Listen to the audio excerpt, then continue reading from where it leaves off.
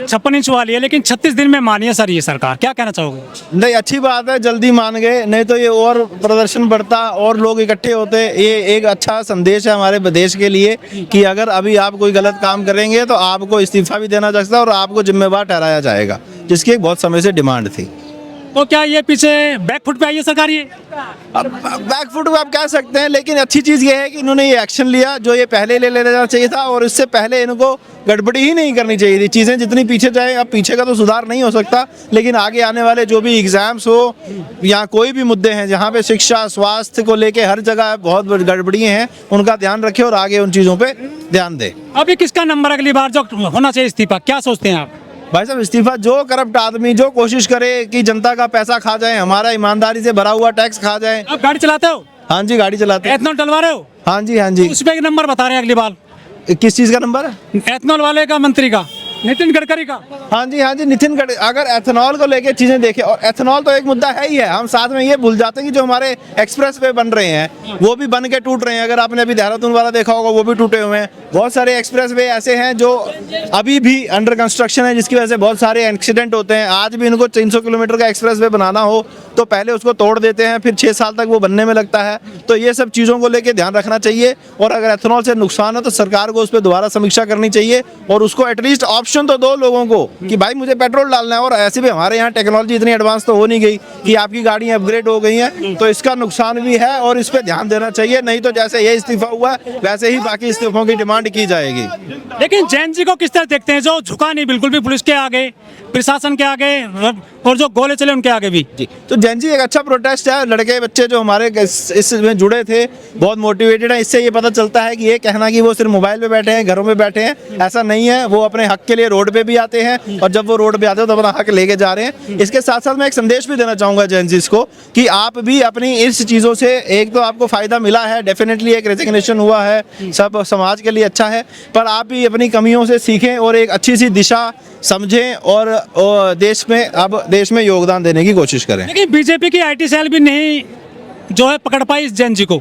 देखिए, IT cell जो है वो एक बॉट की तरह काम करता है, तो बहुत आप काउंटर करेंगे तो वो एक टाइम पे आके रुक जाएगा। ये जो रियल कमेंट्स हैं, रियल फीडबैक है, उसको काउंटर करना बहुत मुश्किल है।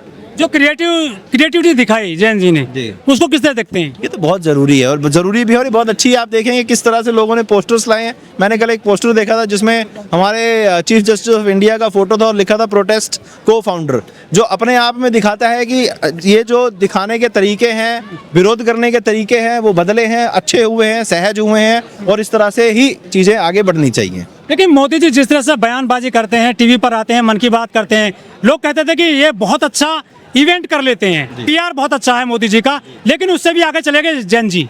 देखिए, अपेक्षाएं तो हैं। अब हर चीज़ में अगर हम तुलना करें तो बहुत लंबी डिबेट हो जाएगी, बट ये है कि डेफिनेटली पीआर अपनी जगह है, लेकिन जब सच्चाई पे बात आएगी तो आपका झूठ का ढांचा फूट ही जाएगा। जिस उम्र के हैं और जैन जी जिस उम्र में है, कितना गैप है इस जनरेशन में? गैप बहुत ज़्यादा है, बहुत ज़्यादा है गैप। अभी भी हमारे 1950 1960 के लीडर चल रहे हैं। मेरा ये मानना है कि या नेताजी जैन जी के सामने बिल्कुल फेल होंगे। तो देखिए, मेरा ये कहना है कि 1950 और 1960 के नेता बहुत पैदा हो गए, अभी भी सरकार चला रहे हैं। जेपी आंदोलन से ये नेता ज़्यादातर निकले हैं, या फिर इमरजेंसी से। अभी जो 1980 1990 वाले जो बच्चे पैदा हुए हैं जो है, उनको इस फील्ड में आना चाहिए और अच्छे से इन चीज़ों को समझना चाहिए। तो अपग्रेड करना पड़ेगा बीजेपी को अपनी आईटी सेल को भी। आईटी सेल को अपग्रेड अब वो करेंगे ही, मुझे लगता है करना ही पड़ेगा। वो आगे कैसे गाड़ी चलाएंगे नहीं तो अपनी। यहाँ पे नए नए नारे दिए गए थे, अमित शाह तानाशाह, वोट चोर, गद्दी छोड़, और पेपर लीक बीजेपी घर में मिल गए। ऐसे क्रिएटिव नारे लाए, आपने सोचा भी नहीं होगा। ये नारे बहुत अच्छे हैं, नारों से लोग जुड़ते हैं, और सच्चाई भी है इनमें, सच्चाई भी है भाई साहब। करप्शन तो है ही सीरियस। आप ये तो एक चीज होगी पेपर लीक। अगर आप जल शक्ति जीवन देखें, अगर आप शिक्षा स्किल डेवलपमेंट का, स्किल इंडिया का अगर वो नारा देखें, आप किसी भी चीज़ में देखें तो इतनी करप्शन हो चुकी है कि मतलब जमाना ऐसा आ गया है कि पहले जो सरकारें थी, करप्शन वहाँ पे भी थी पर टेबल के नीचे से थी। यहाँ पे ऐसा हो गया कि टेबल के ऊपर पैसे रख रहे हैं, और उससे भी बड़ी बात यह है कि पैसा लेने के बाद भी काम नहीं हो रहा है। ये ऐसे हालात देश के लिए बहुत खराब है, और ऐसी चीजें नहीं होनी चाहिए। लेकिन मोदी जी तो कहते हैं कि हम डिजिटल इंडिया बना रहे हैं, स्किल इंडिया बना रहे हैं। स्किल सारा भरा पड़ा है जैन जी में। देखिए, डिजिटल इंडिया का एक नारा बहुत पीछे है अभी हम डिजिटल इंडिया में। हम बात तो करते हैं डिजिटल इंडिया की, लेकिन अभी हम बहुत दूर हैं उससे।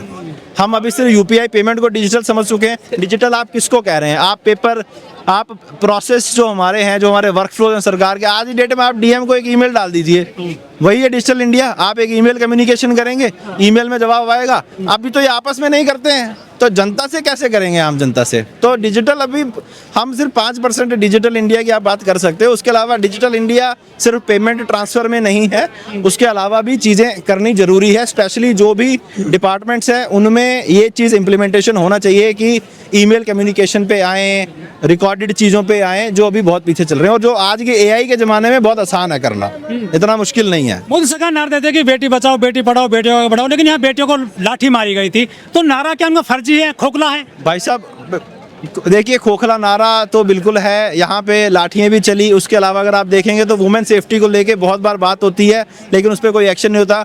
डेफिनेटली एक समाज में है तो अपराध भी होगा, लेकिन उसकी जो सज़ा है, जो पनिशमेंट लेवल है, वो आज तक देखने को नहीं मिलती है। सबसे बड़ा दुख ये है, आज भी एक रोड रेज हो जाएगा, एक गाड़ी चढ़ा देगी तो उसके बाद भी उस पर कोई एक्शन नहीं होता है। दुखद बात ये है। अमृतकाल 12 साल बेमिसाल नारे दिए जा रहे हैं, बीजेपी के सारे पेपर लीक होते जा रहे हैं। अगला चलेगा अमृतकाल 15 साल, उसके बाद आगे की देखते हैं 29 में। अमृतकाल 3 साल और चलेगा। और तो डर गई है सरकार भी और मोदी भी।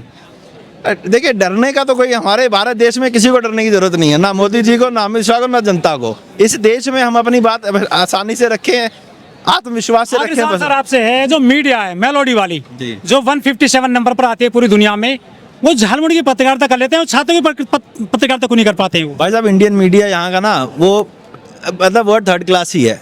कोई मीडिया का स्टैंड नहीं है। मीडिया अपना, पहली बात तो मीडिया का काम है सवाल पूछना, जैसे आप मेरे से सवाल पूछ रहे हैं। आज की डेट में मीडिया ने चेंज कर दिया, वो राय देना शुरू कर चुके हैं। राय देना आपका काम है ही नहीं। आप सवाल पूछो, अगला गलत बोले सही बोले, वो तो सुनने वाले श्रोता हैं जो जैसे भी उसको बोले। लेकिन क्या हो गया कि आजकल सलाहकार बन गए मीडिया वाले, जो ये नहीं होना चाहिए। जो जनता डर से जी रही थी, ये सरकार का और सरकार एजेंसी हमें कुछ करेंगी, हमारा ऊपर लाठी चाहेगी और ये लेके आ जाएगी, हमारा घर तोड़ेगी, ये तमाम, सिर्फ आम लोगों का ही नहीं है, जो ये जो घर तोड़ती है ना, ये बुलडोजर जस्टिस होती है तमाम, और गलत क्या है केस में हमें फंसा जाती है तमाम चीज। जनता डर डर के जी रही थी, ठीक है। वो तमाम जो डर अभी ट्रांसफर हो गया है एस्टैब्लिशमेंट पे। अभी एस्टैब्लिशमेंट डरा हुआ है।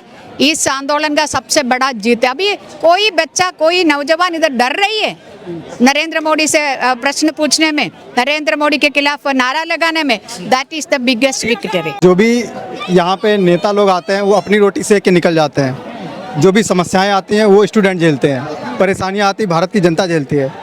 और ये संविधान का निर्माण जो है वो किया है भारत के नागरिकों ने। भारत के नागरिकों की वजह से आज ये संविधान है। भारत के नागरिकों ने इसको अंगीकृत किया था, इसलिए संविधान है।